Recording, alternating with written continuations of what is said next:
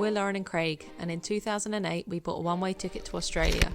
Since then we've been backpacking, campervanning and volunteering our way around the world. Our aim is to have as much fun as possible and live as cheaply as we can, and we've certainly achieved that over the years. Happy travels. Sri Lanka seemed like the perfect add-on to our latest backpacking trip around Asia. Oh, she loves it. We spent our first day relaxing in the Gombo before heading further south to the beach town of Unawatuna, and it took one tuk-tuk and 3 buses to reach there. We checked into a hotel that had a lot of jungle surrounding it, and it attracted the langur monkeys which came swinging in the treetops to come and see us.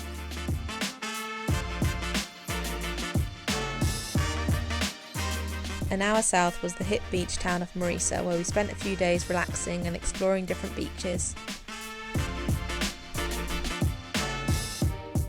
From Palm Tree Hill we saw one of the most colourful sunsets we've ever witnessed, with the most fuchsia pink skies. The following morning we hiked across to Secret Beach, which obviously lots of tourists already knew about. We were playing with some really sweet stray dogs, but sadly a few boisterous ones came over and my hand accidentally went into one of their mouths and their tooth cut my thumb, which meant I had to get 3 rabies jabs while in the country. We weren't wowed by any of Sri Lanka's beaches. They didn't have the turquoise water or white sand we were expecting, but we did find some pretty nice ones on a coastal hike outside of Tangal.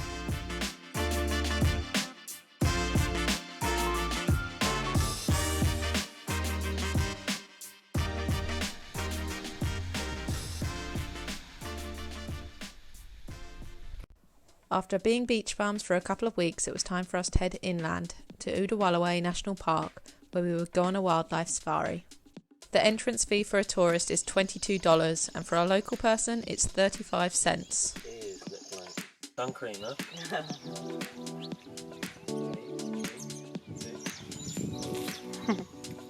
We did have an amazing trip though and managed to see loads of wildlife, including elephants, monkeys, crocodiles, toucans, deer and wild pigs.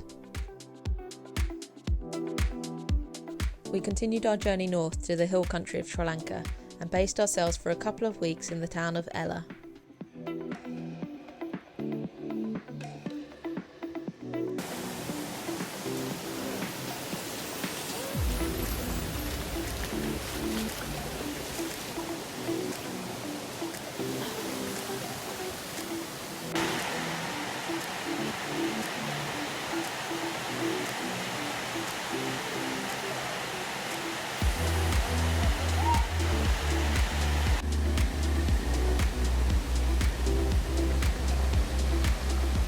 When it wasn't pouring with rain and creating rivers in the roads, we were heading out on hikes and exploring the tea plantations in the area.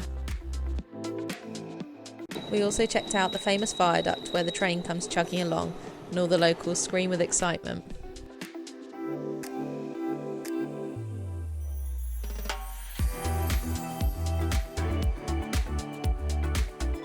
To see a proper tea plantation, we decided to rent a tuk-tuk to take us up to Lipton's Seat.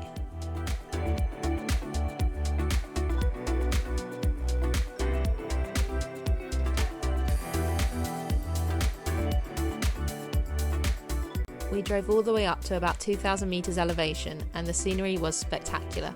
It was probably our favourite spot in Sri Lanka.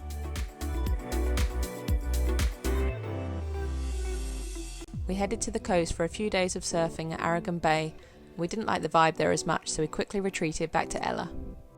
Another popular thing to do here is take the train from Ella to Kandy. It's a 7-hour trip, but it costs just $1.30 for a second-class seat.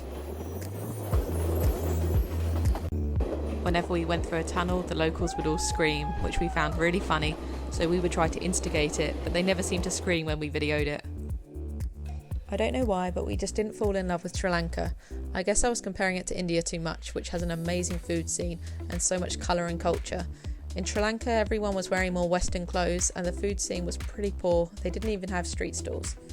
But never mind, we still had a nice month and it's time for us to head to a very exciting destination now, the Maldives.